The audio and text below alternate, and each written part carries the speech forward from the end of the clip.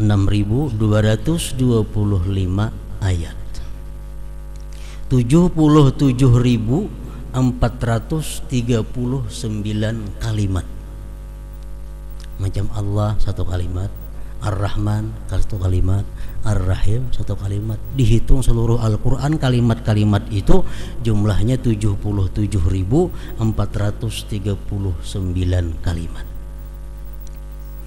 dan terdiri dari 340.740 huruf.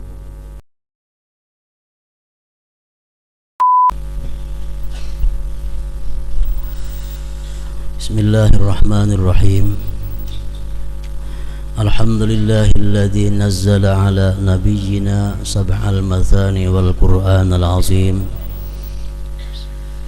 alladzi yufraqu fihi kullu amrin hakim. Ashhadu an la ilaha illallah wahdahu la syarika lah al-ghaffarul halim. Wa ashhadu anna sayyidana Muhammadan abduhu wa rasuluhu ar-raufur rahim. Allahumma salli wa sallim wa barik ala sayyidina maulana Muhammad wa ala ali wa ashabi sayyidina Muhammad salatan wa salaman wa barakah daimatin ila akhiril abad. Amma ba'd.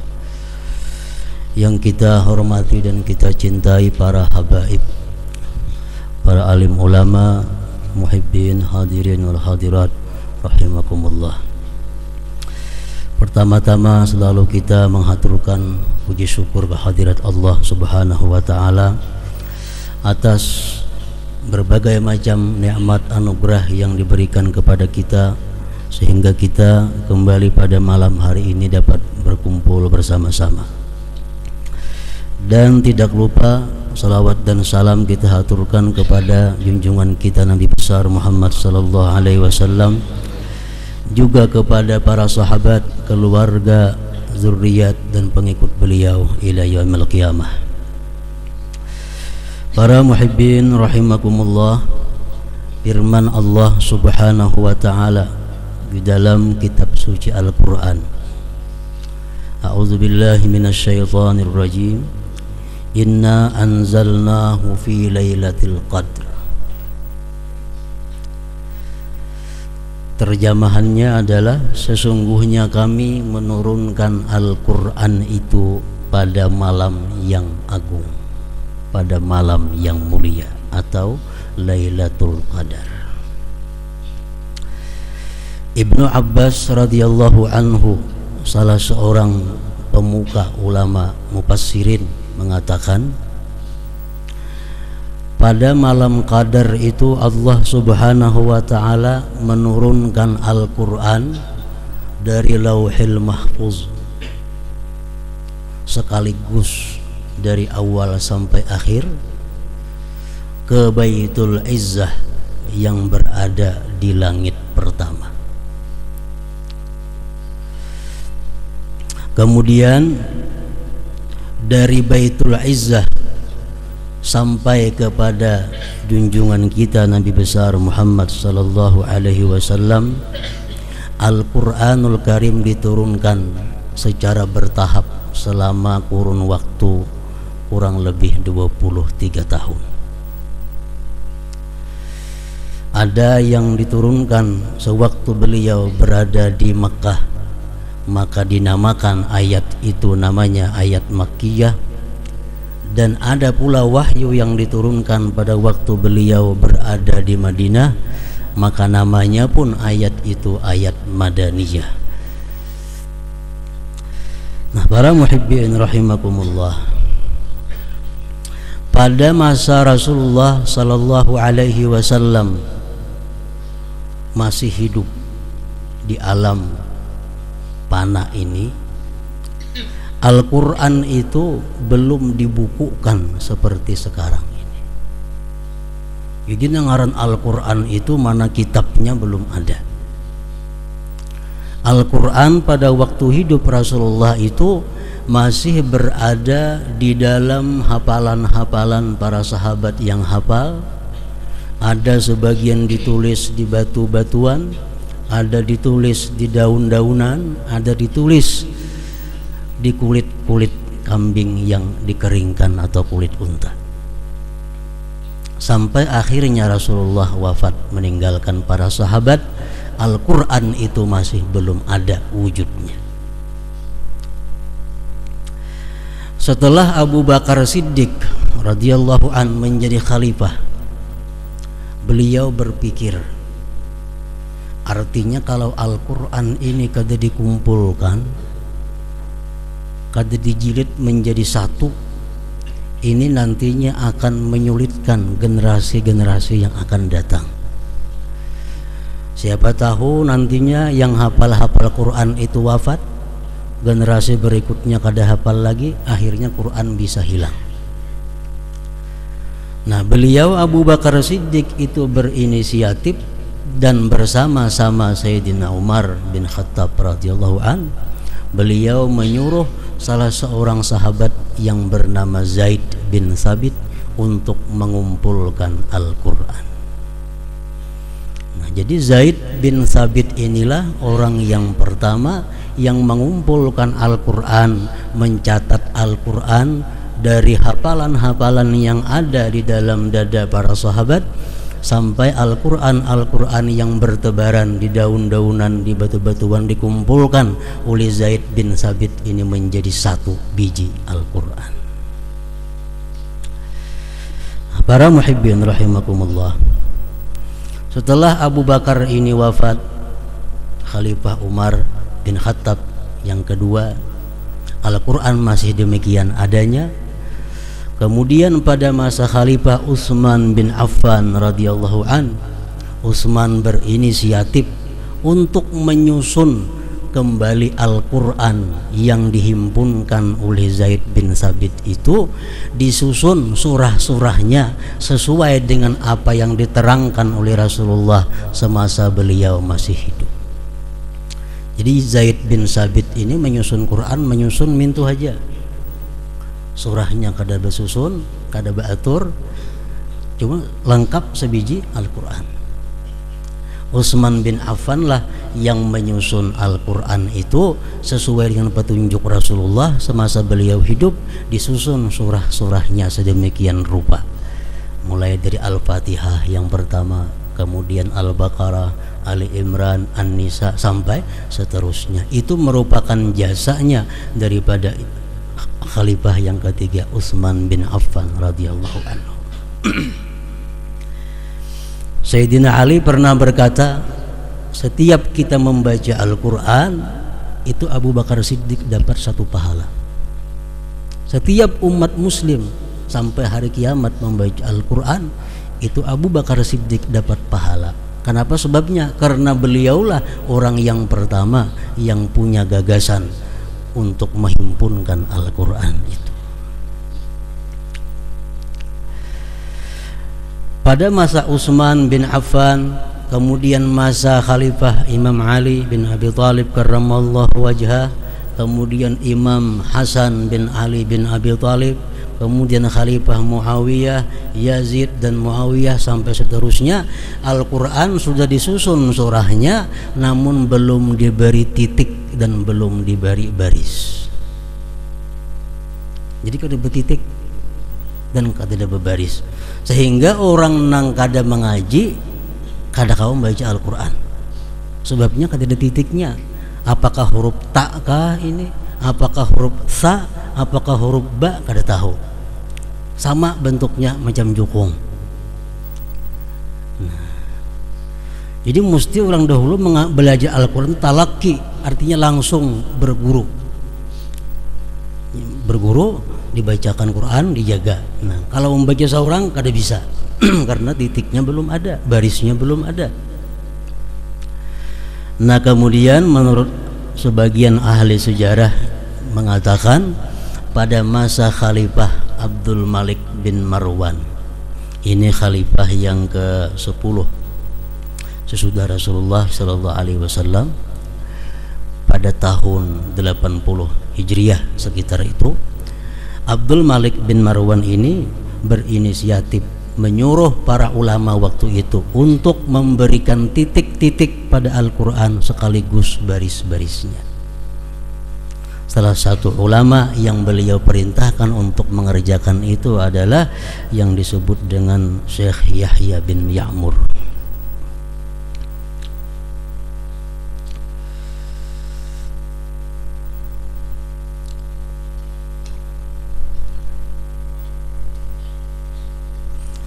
Para muhibbin rahimakumullah, akhirnya Al-Quran Al-Karim sampai kepada kita dengan mudah, dengan sudah nyaman dibaca. Ada susunan-susunan surahnya, ada titik-titiknya, dan ada baris-barisnya. Itu semua adalah merupakan jasa daripada pendahulu-pendahulu kita. Dengan demikian, bahwa Al-Quran yang ada pada sekarang ini adalah merupakan bid'ah hasanah. Karena zaman Rasulullah kada ada Al-Quran macam kita. Itu menyusun Al-Quran, menyusun surah-surahnya, itu merupakan inisiatif daripada para sahabat. Jadi itu bid'ah. Orang-orang yang anti bid'ah hendaknya jangan membaca Quran yang ada-ada ini. Itu bid'ah, namun disebut namanya bid'ah hasanah, bid'ah yang baik. Para muhibbin rahimakumullah, Al-Quranul Karim oleh para ulama disebutkan terdiri dari 30 juz. Itu sepakat. 114 surah, itu pun sepakat. 6.225 ayat. Nah, ini khilaf ulama.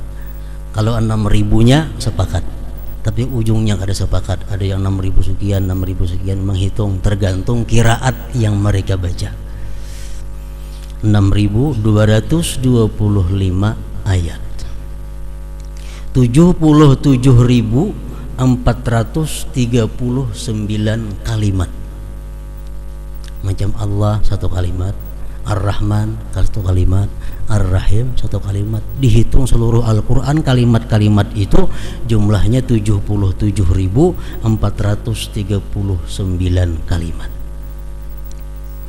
Dan terdiri dari 340.740 huruf. Jadi orang Bahari sudah menghitungkan huruf Al-Quran itu jumlahnya berapa? 340.740 huruf. Itu pun kada sama antara beberapa ulama menghitungnya karena berlainan qiraatnya. 340.740 huruf. Nah, kalau ada yang menanyakan Al-Quran itu adalah kalam Allah, kenapa maka ada hurufnya?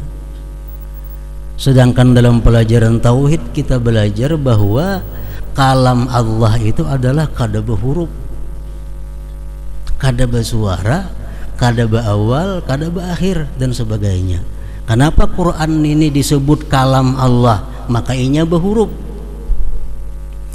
Nah, itu dijawab oleh para ulama dahulu bahwa adalah Quran yang berhuruf ini menunjukkan kepada sesuatu yang sama dengan yang ditunjukkan oleh kalam Allah yang kadim pada zatnya. Jadi kalam Allah nang kada berhuruf, kada bersuara itu menunjukkan kepada sesuatu yang sama persis dengan yang ditunjukkan oleh Quran yang ada pada sekarang ini. Makanya Quran yang ini disebut juga kalamullah subhanahu wa ta'ala. Jadi kalam Allah subhanahu wa ta'ala yang kadim itu, yang berdiri pada zatnya itu menunjukkan kepada sesuatu. Quran yang di wadah kita ini pun menunjukkan kepada sesuatu yang sama itu.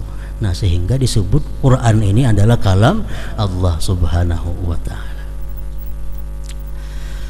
Para muhibbin rahimakumullah, surat yang pertama di dalam Al-Quranul Karim adalah kita kenal semuanya sudah surat Al-Fatihah.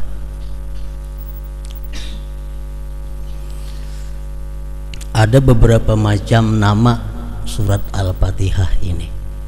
Yang pertama namanya Fatihah. Kenapa diarti Fatihah? Fatihah artinya pembuka. Karena bila kita buka Quran, otomatis kita pertama menjumpai suratul Fatihah. Nah, Fatihah artinya pembuka, Fatihatul Kitab atau Fatihatul Quran. Yang kedua, Fatihah itu bisa dinamakan juga dengan Ummul Quran. Nah, biasa kita sebut membacakan Ummul Quran, ya protokol rajin ada kalau marilah bersama-sama kita membacakan Ummul Quran. Nah, surat Al-Fatihah. Al-Fatihah disebut Ummul Quran, artinya ibu Al-Quran atau induk Al-Quran. Kenapa Fatihah itu disebut sebagaimana ibunya Al-Quran, induknya Al-Quran? Karena menurut para ulama, seluruh isi Al-Quran itu dari awal sampai akhir tergambar di dalam surat Al-Fatihah, sehingga disebut Fatihah itu induknya Al-Quran. Al-Quran membicarakan tentang Allah. Al-Quran membicarakan tentang puji-pujian kepada Allah. Itu terkandung di dalam Alhamdulillah. Al-Quran membicarakan makhluk. Al-Quran membicarakan langit, laut, surga, neraka, jin, manusia, binatang, secukupnya ada dalam Quran makhluk Allah. Itu tergambar dalam kalimat Rabbil Alamin, Tuhan semesta alam. Al-Quran menceritakan tentang pemberian Allah kepada manusia dan makhluk lainnya yang luar biasa. Allah memberikan ampunan, memberikan rahmat, memberikan rezeki, memberikan segala macam keperluan kita. Disebutkan dalam Al-Quran. Itu terkandung di dalam Ar-Rahman Ar-Rahim. Allah Maha Pengasih, Maha Penyayang.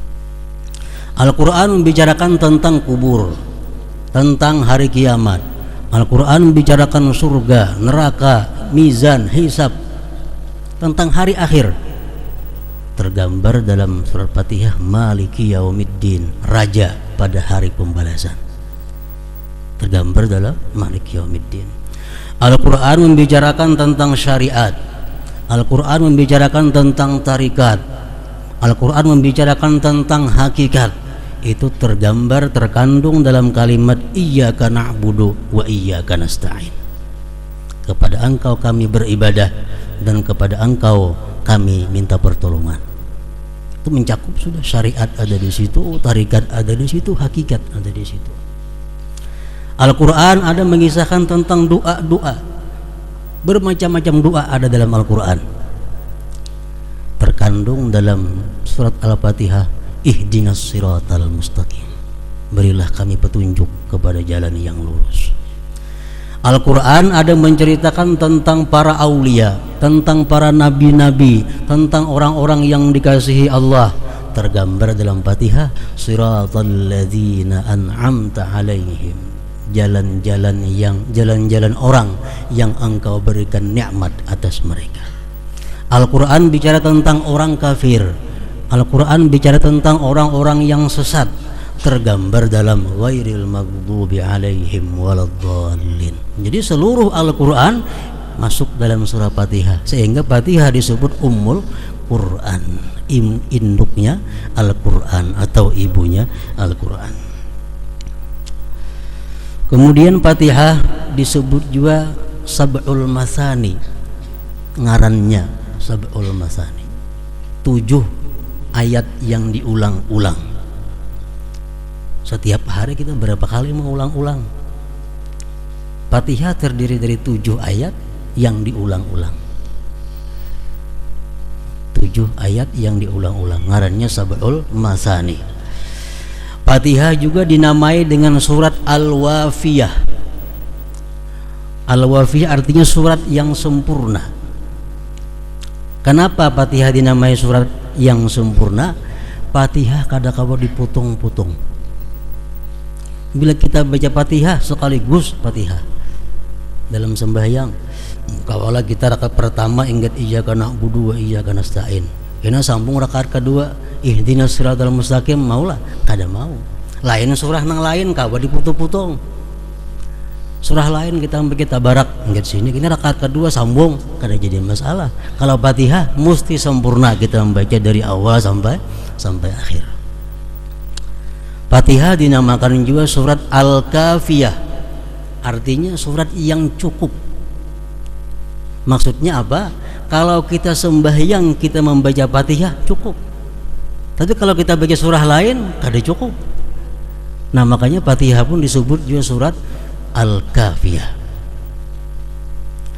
Al-Fatihah disebut juga dengan surat Asy-Syifa, surat penyembuh, tawar. Orang-orang yang sakit dibacakan Fatihah akan menyembuhkan, sekada-kadanya meringankan orang yang sakit. Itu surat Al-Fatihah. Bermacam-macam ngaran surat Fatihah banyak. Itu menunjukkan kemuliaan dan keagungan surat Al-Fatihah ini. Para muhibbin rahimakumullah. Surat Al-Fatihah terdiri dari 7 ayat. Jadi satu-satunya surah yang wajib dipelajari oleh setiap muslim dan muslimah surah Fatihah. Kenapa? Karena sembahyang kada sah tanpa surat Fatihah. Ayo kada bisa membaca surah Al-Baqarah kada apa-apa. Kada bisa membaca surah Ali Imran kada jadi soal. Tapi kalau membaca surah Fatihah mesti bisa setiap orang muslim dan muslimah. Surat Fatihah terdiri 7 ayat dan 156 huruf. Dihitung dengan tasdid-tasdidnya, dihitung dengan ba'alif maliki yaumiddin 156. Ada yang menghitung 155 karena maliknya kada panjang. Maliki yaumiddin itu boleh 2. Kalau kita membaca Fatihah boleh panjang maliki yaumiddin, boleh pendek maliki yaumiddin. Nah kalau kita maliki yaumiddin 155 huruf Fatihah. Kalau panjang 156. Nah 155 surat Al-Fatihah itu hurufnya kada boleh kurang dalam kita membaca. Sahuruf haja kurang Fatihah kita kada sah. Bila Fatihah kita kada sah, sembahyang kita pun jadi kada sah juga. Jadi mesti bacaan kita lengkap 155 atau 156 hurufnya.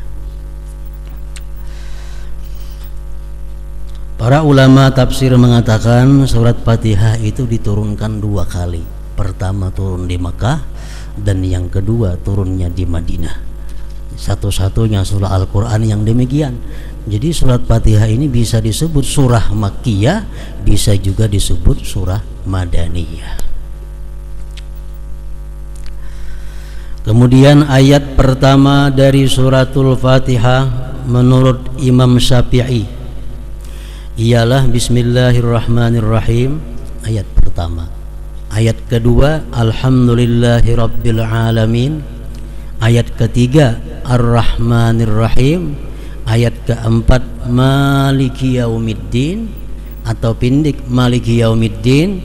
Yang kelima Iyyaka na'budu wa iyyaka nasta'in.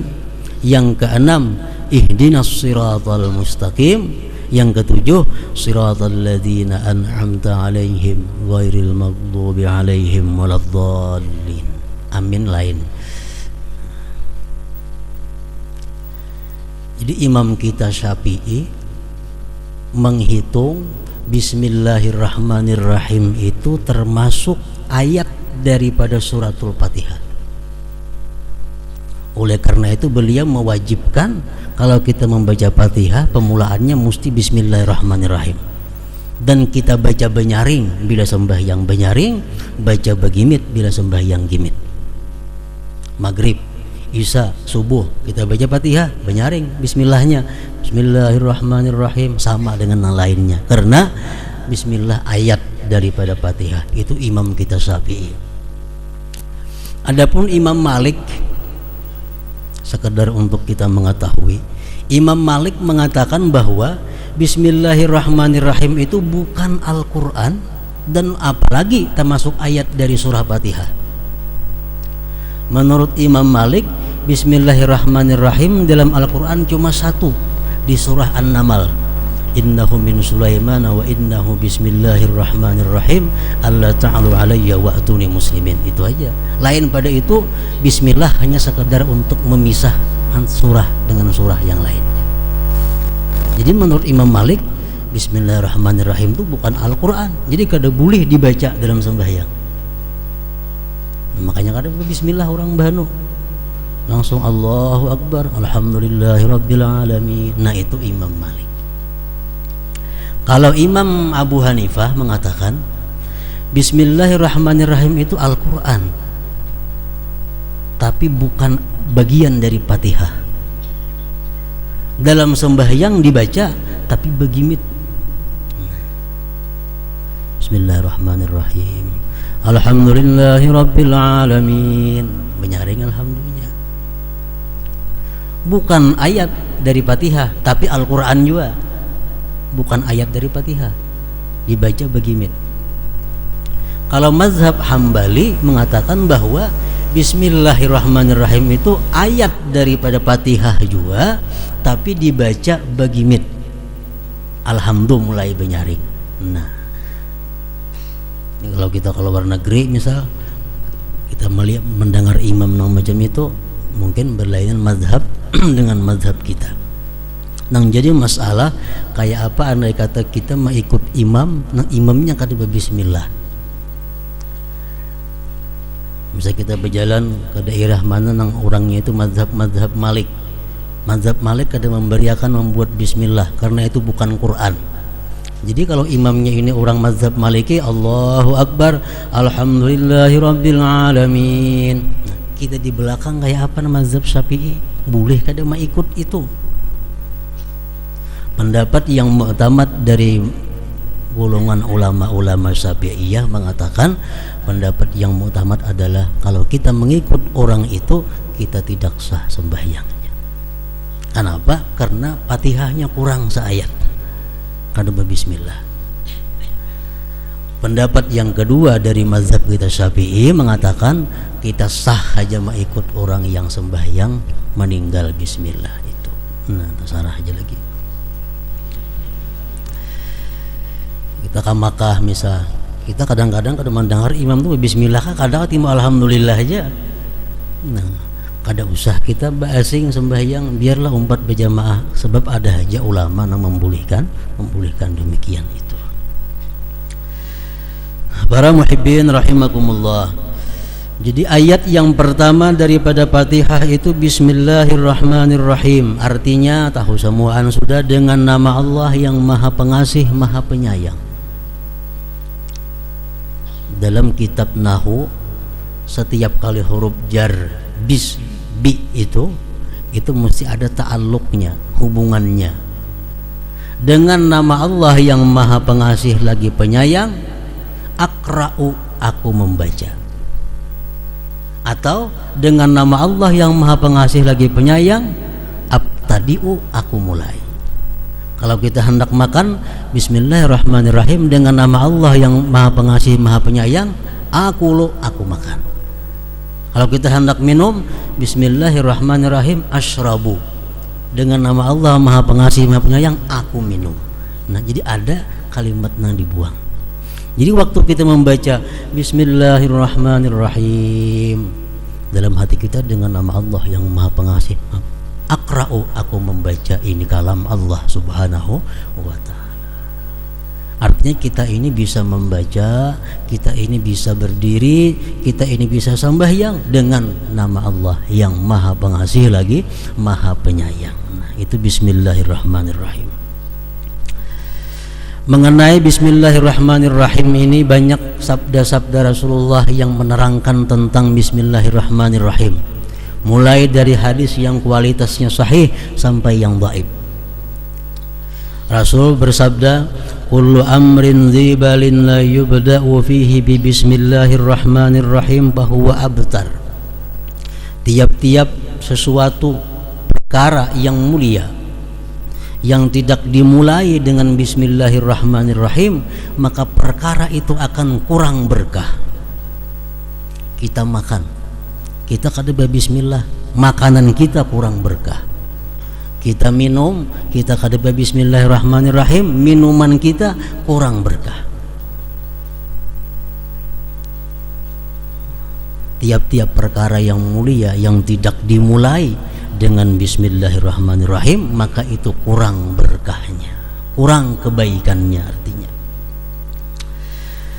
Hadis beliau lagi mengatakan, man arada ay yahya sa'ida wa yamuta syahida falyaqul inda batida'i kulli syai bismillahirrahmanirrahim. Siapa yang hidupnya beruntung, siapa yang ingin hidup beruntung, ingin mati digulungkan dengan syuhada, orang-orang yang syahid fisabilillah, maka hendaklah dia mengata tiap-tiap kali memulai sesuatu yang baik dengan bismillahirrahmanirrahim. Rasulullah bersabda lagi, idza qala al-'abdu bismillahirrahmanirrahim qalatil jannah Allahumma wa sa'daik inna 'abdaka fulan qala bismillahirrahmanirrahim Allahumma zahzihhu 'anil nar wa adkhilhul jannah. Bila kita mengucap bismillahirrahmanirrahim, surga berkata, ujar surga, wahai Tuhan, hamba engkau Fulan bin Fulan mengucap bismillahirrahmanirrahim, jauhkan dia daripada api neraka dan masukkan dia padaku. Setiap kali kita mengucap bismillahirrahmanirrahim. Nah, jadi bismillahirrahmanirrahim ini adalah permulaan tiap-tiap sesuatu yang baik. Quran dimulai dengan surah Fatihah, Fatihah dimulai dengan bismillahirrahmanirrahim. Namun ujar para ulama mengatakan, kada semua sesuatu baik dimulai dengan bismillahirrahmanirrahim. Jadi kita mesti belajar juga, karena ada hal-hal yang di situ kita kada baik membaca bismillahirrahmanirrahim. Lalu oleh ulama fikih dibagi 4 hukum, bahkan ada yang mengatakan sampai 5 hukum tentang mengucap bismillahirrahmanirrahim ini. Pertama, mengucap bismillahirrahmanirrahim hukumnya wajib ketika sembahyang. Membaca surat Fatihah ada bismillahirrahmanirrahim, itu wajib. Yang kedua, membaca bismillahirrahmanirrahim sunat ketika kita hendak berwudu, hendak mandi, hendak makan, hendak minum, bismillahirrahmanirrahim, itu sunat. Ada lagi hukumnya membaca bismillahirrahmanirrahim itu makruh. Nah, baca bismillah makruh. Contohnya kayak apa? Oleh ulama fikih dicontohkan seperti orang yang hendak melihati kemaluannya sendiri. Hendak melihati kemaluan, bismillahirrahmanirrahim. Nah, makruh itu. Makruh. Kenapa? Karena itu ada perkara yang mulia. Kullu zibalin, bukan. Ada lagi membaca bismillahirrahmanirrahim itu hukumnya haram. Seperti orang yang ingin melakukan zina, seperti orang yang ingin minum arak bismillah umpamanya, nah, seperti orang yang ingin mencuri dan sebagainya, hal-hal yang diharamkan, hal-hal yang maksiat bila dimulai dengan bismillah menambahi dosanya. Karena mengucap bismillah pada waktu itu adalah hukumnya haram. Jadi ada 4 hukum. Membaca bismillahirrahmanirrahim itu ada yang wajib, ada yang sunat, ada yang makruh, ada yang haram. Menurut satu pendapat lagi, ini dhaif, ada juga boleh, mubah. Membaca bismillah itu mubah. Seperti kita nak mencelup sandal, bismillahirrahmanirrahim, nah itu boleh aja, tapi kalau disunatkan, kalau disuruh. Nah, bismillahirrahmanirrahim ini apabila dalam keadaan tertentu itu bisa dirubah ar-rahmanir-rahimnya, bismillahnya tetap menyesuaikan dengan keadaan yang dihadapi oleh kita. Kita hendak masuk ke dalam jamban, Ampe bismillahirrahmanirrahim. Apa bacaannya? Bismillah, Allahumma inni a'udzubika minal khubusi wal khaba'is. Jangan bismillahirrahmanirrahim, karena sunnah mengatakan demikian. Bismillah, Allahumma inni a'udzubika, ya Allah aku berlindung dengan engkau, minal khubusi wal khaba'is, dari setan laki-laki dan setan-setan perempuan.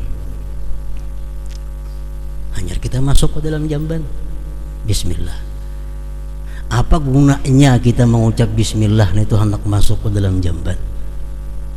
Imam Ali bin Abi Thalib karramallahu wajhah mengatakan, pendinding antara syaitan jin dengan aurat kita adalah Bismillah itu. Syaitan ada laki-laki, ada syaitan bini-bini. Kalau kita masuk ke dalam jamban, kita kada Bismillah, syaitan tertawaan. Kenapa? Ini melihat jelas aurat kita. Kan dalam jamban kita membuka aurat. Kalau laki-laki, syaitan bebinian nang mehentipakan.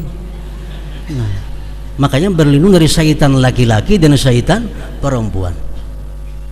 Nah, jadi kalau bini-bini nang masuk ke jamban kada bacaan itu, syaitan lakiannya bekiawan lawan kawannya.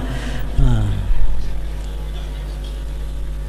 jadi ujar Sayyidina Ali, pelindung antara mata-mata syaitan dengan aurat itu adalah Bismillah.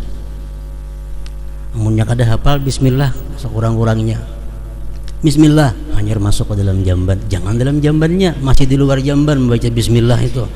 Bismillah, Allahumma inni a'udzubika minal khubuthi wal khaba'is. Nah, dirubah sudah, jangan Bismillahirrahmanirrahim lagi. Waktu kita hendak bersetubuh, disunatkan oleh agama, dipraktikkan oleh Rasulullah, kita membaca Bismillah. Tapi jangan lagi Bismillahirrahmanirrahim. Bismillah, Allahumma jannibna syaitan wa jannibi syaitan ma razaqtana. Ini sunat kifayah. Bila laki-laki sudah membaca, nang bini biar kada apa-apa. Bila nang bini membaca, nang laki kada apa-apa, kada usah. Karena itu kalau kada duanya baik lagi. Cuma kada Bismillahirrahmanirrahim, Bismillahnya aja dipakai, disambung lawan keadaan doa yang cocok untuk itu. Apa gunanya orang yang hendak bersetubuh itu membaca Bismillah sampai seterusnya tadi? Hadis Rasulullah mengatakan yang ditafsirkan oleh para ulama, pertama gunanya, kalau orang bersetubuh itu membaca Bismillah sampai habis tadi, dia terhindar daripada syaitan. Karena syaitan itu kalau kita berhubungan dengan istri, syaitan itu duduk di ujung kemaluan kita. Nah, jadi andai kata itu nantinya menjadi anak ini ada saham dari syaitan. Ada saham dari syaitan. Makanya anak nang ada karuan tampuh kelakuannya macam syaitan. Itu mungkin waktu itu kada membaca Bismillah, Allahumma jannibna syaitan wa jannibi syaitan ma razaqtana. Pertama itu. Yang kedua, andai kata itu nantinya dijadikan oleh Allah anak, maka anak ini akan selamat daripada murtad.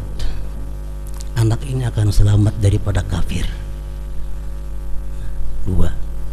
Yang ketiga, andai kata itu ditakdirkan menjadi anak, maka ditulis kebajikan kepada orang tuanya itu sebilangan napas ini anak sampainya mati. Nah, berapa napas? Kekanakan sampai tua. Setiap kali inya napas, kuitannya dapat pahala. Kenapa? Karena waktu itu membaca Bismillah, Allahumma jannibna syaitan wa jannibi syaitan ma razaqtana. Yang keempat, bila kita membaca itu sampai kita mandi janabah, ditulis kebaikan. Misal kita sejam 2 jam hanya mandi janabah, 2 jam itu ditulis sebagai kebaikan. Nah, ini untungnya orang yang mengamalkan sunnah Rasulullah Sallallahu Alaihi Wasallam. Cuma jangan lagi Bismillahirrahmanirrahim bacaannya, Bismillah Allahumma ila akhir sampai akhir tadi. Nah, kemudian orang hendak berkendaraan, kada lagi Bismillahirrahmanirrahim, cukup dengan Bismillah walhamdulillah. Bismillah walhamdulillah, naik kendaraan. Setiap langkah kuda nang kita tunggang dicatat amal kebaikan untuk kita. Orang dahulu kuda, wah ini mungkin setiap gulungan ban itu kita dapat kebaikan karena kita kendaraan. Kalau kita naik kendaraan mengucap Bismillah walhamdulillah, kita hendak guring, jangan Bismillahirrahmanirrahim. Nabi kita mengajarkan Bismikallahumma ahya wa amut, guring kita. Supaya apa? Supaya andai kata kita mati dalam guring, kita mati dalam keadaan husnul khatimah. Itu gunanya hendak guring membaca Bismikallahumma ahya wa amut. Artinya apa? Akhir kalam kita dalam alam jaga ini adalah kalimat Bismikallahumma ahya wa amut. Kalau kita mengamalkan itu, nantinya kita ada harapan karena akhir kalam di akhir umur mengucap kalimat la ilaha illallah. Karena mulai wahyu ini sudah membiasakan hendak guring Bismikallahumma ahya wa amut itu. Nah, kemudian lagi kita hendak berbaju, hendak berpakaian, bukan Bismillahirrahmanirrahim. Pembacaannya hendak berpakaian biasa, Bismillah Allahumma inni as'aluka min khairihi wa khairi ma huwa lahu wa a'udzubika min syarrihi wa syarri ma huwa lahu. Insyaallah pakaian yang kita pakai ini mendapat berkah dari Allah Subhanahu wa taala. Nah, jadi berbagai macam hadis yang menyebutkan tentang keutamaan bismillah itu. Selengkapnya Bismillahirrahmanirrahim. Nah, jadi dalam hal ini bahwasanya Bismillahirrahmanirrahim itu merupakan satu ayat daripada 7 ayat surat Fatihah. Ketinggalan sehuruf aja Fatihah kita kada sah. Bila Fatihah kada sah, otomatis sembahyang kita pun kada sah juga. Nah, selanjutnya ayat yang kedua daripada surat Al-Fatihah itu adalah Alhamdulillahirabbil alamin. Insyaallah pada minggu yang akan datang.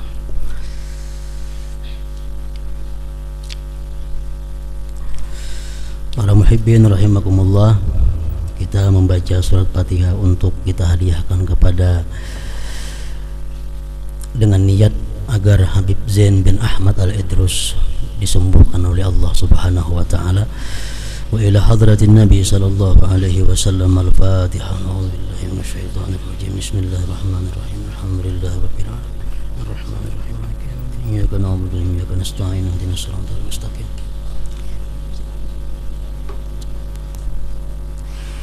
أشهد أن لا إله إلا الله وحده لا شريك له وأشهد أن سيدنا محمدا عبده ورسوله لا إله إلا الله أفني بها عمري لا إله إلا الله أدخل بها قبري لا إله إلا الله أخلو بها وحدي لا إله إلا الله ألقى بها ربي لا إله إلا الله قبل كل شيء لا إله إلا الله بعد كل شيء لا إله إلا الله يبقى ربنا ويفنى كل شيء لا إله إلا الله أستغفر الله لا